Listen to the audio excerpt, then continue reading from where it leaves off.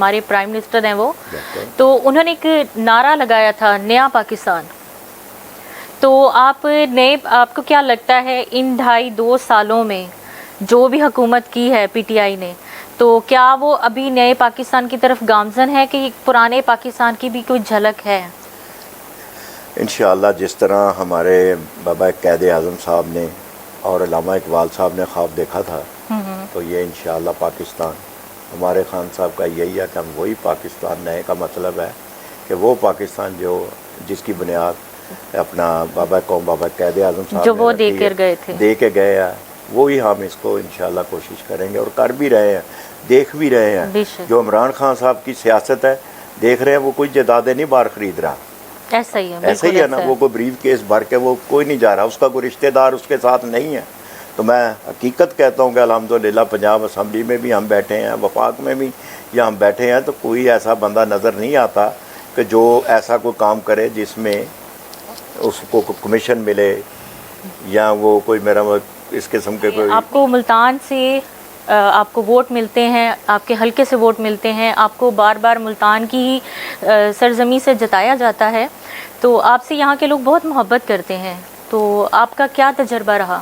کرتا ہوں first time ویسے تو میرے والد صاحب 55 سال پہلے ہی الحمدللہ ایوب دور میں ہی سیاست میں تھے. اس ٹائم بھی ہم میرا مطلب کہ اس حلقے میں نہیں، پرانا حلقہ ہمارا دلی گیٹ کا علاقہ تھا اندرون، وہاں سے الیکشن لڑا ہے الحمدللہ. وہاں سے بھی اللہ پاک نے عزت دی ہے، فتح دی ہے. جب بھی کوئی الیکشن لڑا ہے تو اللہ پاک نے ہمیں ہمیشہ ہی فتح دی ہے. ماشاءاللہ. تو اب بھی 2013 میں اللہ کا شکر ہے پی ٹی آئی سے ہمیں ٹکٹ ملا، مخدوم صاحب ہمارے ساتھ تھے. تو اس کے بعد میدان میں آئے ہیں.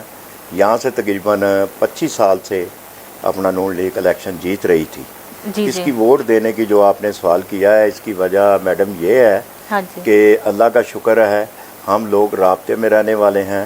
خوشی اور غمی کوئی ہو، ہم انشاءاللہ ہر جگہ پہنچتے ہیں. ہم نے حلف اسی بیس پہ اٹھایا جاتا ہے کہ ہم اپنے ملک کے لیے، ملک کے لوگوں کے لیے اچھا کام کر سکیں. اللہ کا شکر ہے الحمدللہ عمران خان صاحب کے سپاہی بن کے ڈٹے ہوئے ہیں. ماشاءاللہ. ان لوگوں نے خریدنا بھی چاہا، جو بھی ان سے ہو سکتا تھا آفریں بھی ان لوگوں نے کی ہے. ایم این اے کی ٹکٹ لے لیں آپ، ساتھ ایم پی اے بھی آپ کو دیتے ہیں. تو میں نے کہا اس چیز کی ہمیں ضرورت نہیں ہے. جس طرح ہمارے عمران خان صاحب ڈٹے ہوئے ہیں کہ پاکستان کی خوشحالی کے لیے، بہتری کے لیے کہ ہم اپنے ملک کو اپنے پاؤں پہ کھڑا کریں، تو اللہ کا شکر ہے ہمیں بھی یہ کوئی لالچ نہیں ہے. جب ہم نے استعفے پیش کیے تو سب سے پہلے ملتان میں نے اپنا استعفیٰ بھیجا تھا کہ ہمیں اس کے لیے یہ بھی کیا ہے. اس کے بعد آپ دیکھ لیں، اگر جب اسلام آباد میں لاک ڈاؤن کی کال عمران خان صاحب نے دی ہے تو پورے ملتان میں اگر کوئی ریسٹ ہوا ہے تو وہ حاجی جوید انصاری ہوا ہے. کیوں ہوا ہے کہ اللہ کا شکر ہے لوگوں کو پتا کہ عوام اس کے ساتھ ہے. اگر ہم نے اس کو کور کر لیا، پورے اللہ کا شکر ہے کہ ہر حلقے سے لوگ اچھے لفظوں میں یاد کرتے ہیں. ہم بھی آنے والوں کے لوگوں کے ان کو پروٹوکول دیتے ہیں، عزت کرنے ہیں، کوشش کرتے ہیں کہ یار ہم کسی کے کام آ سکیں. جیسے ویژن ہے ہمارے عمران خان صاحب کا کہ ڈیلی ویزز والے مزدور طبقہ لوگوں کے لیے کوشش کر رہے ہیں کہ وہ بھی انشاءاللہ اپنے پاؤں پہ کھڑے ہو جائیں. پاکستان کا ایک نیا نقشہ، نقشے میں کشمیر آیا. جی. پہلے تو کہتے ہیں کہ کشمیر نہیں تھا اس نقشے میں، اب اسے شامل کر لیا گیا ہے.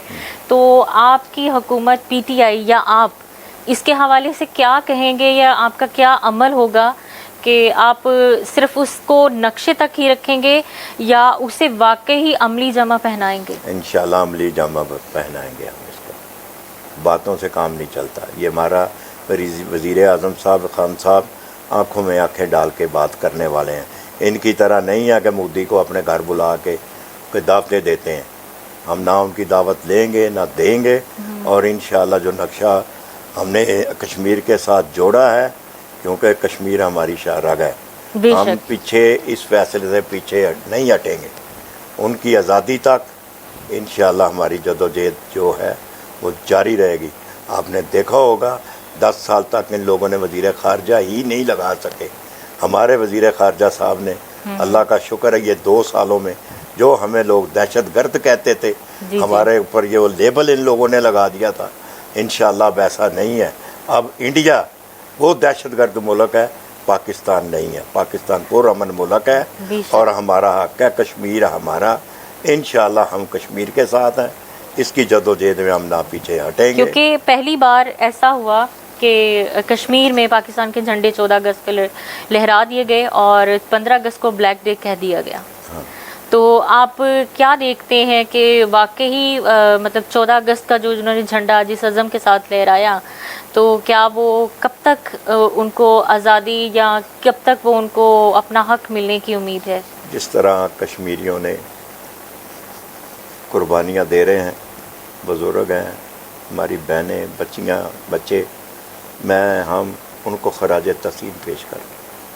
पाकिस्तान भी जब हमने हासिल किया तो बहुत कुर्बानियाँ दी थी, ज़ाहिरी बात है, बहुत लाखों की तादाद में कुर्बानियाँ दी थी। तो इंशाल्लाह जिस तरह हमारे कश्मीरी भाई बहनें, बुज़ुर्ग 70-72 साल से कुर्बानियाँ दे रहे हैं, तो एक दिन उनको इंशाल्लाह आज़ादी ज़रूर नसीब होगी।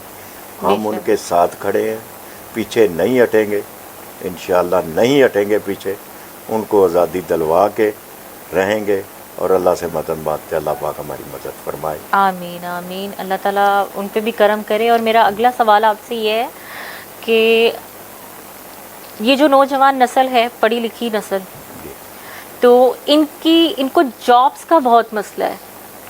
तो अब जॉब अगर मिलती भी है तो उनकी रिक्वायरमेंट्स बहुत ज़्यादा होती हैं कि आपके पास ये हो, आपके पास घर हो, आपके पास इतना बैंक बैलेंस हो, तभी उसी इंश्योर्ड पे आपको जॉब मिलेगी। तो इसके बारे में आप क्या कहते हैं? मैंने कहा ना कि हमारे वज़ीर आज़म साहब यूथ के लिए आपने देखा उनको कर्जे भी दे रहे हैं।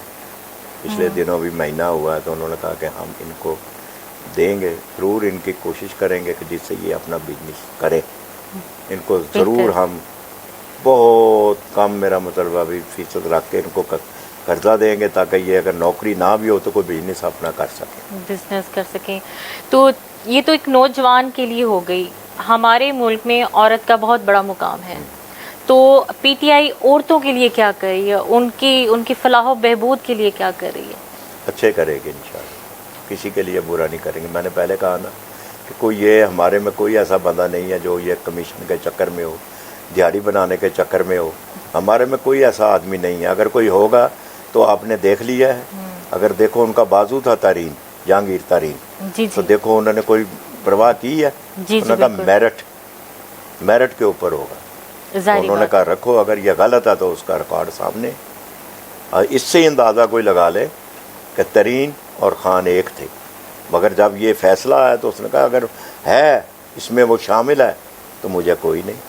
ये साबित होता है कि वो मेरिट जो होगा उसके ऊपर इंशाअल्लाह वो बंदे रखेगा, और जब गलत हुक्मरान नहीं होगा ना तो काम इंशाअल्लाह अच्छा ही होगा। जिस तरह महंगाई का दौर गुजरा कोरोना वायरस में, ठीक है, और आम रूटीन में भी महंगाई है, तो आप गरीब जो तबका है उसको क्या पैगाम देंगे, वो किस तरह करे? इन लोगों ने डॉलर को रोका था कर्जा लेके, बाहर से जो कर्जे इन्होंने उठाए हैं ना, हाँ जी, ताकि ये डॉलर ना हो, आवाम को रिलीफ देते रहें।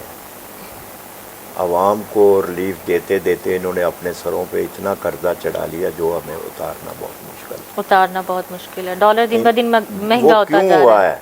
ऐसा नहीं था, ये पे करते थे हर महीने कि डॉलर महंगा ना हो, हम अपनी आवाम को रिलीफ दें। अगर अब मुल्क के ऊपर जो कर्जा है वो आप ये देखें कि वो हमारे ऊपर है, नवाज शरीफ साहब के ऊपर तो नहीं है ना। देना तो हम लोगों ने है ना, मुल्क में तो हमने रहना है ना। उन्हों की तो जब सर पे पड़ती है वो मुल्क छोड़ के चले जाते हैं, अपनी आवाम को वो छोड़ के चले जाते हैं। ऐसा ही है। तो हमने तो छोड़ के नहीं जाना, हमारा तो जीना मरना इधर है। ये सिर्फ एक प्लानिंग इनकी यही होती थी, यार हम अपनी आवाम को रखें।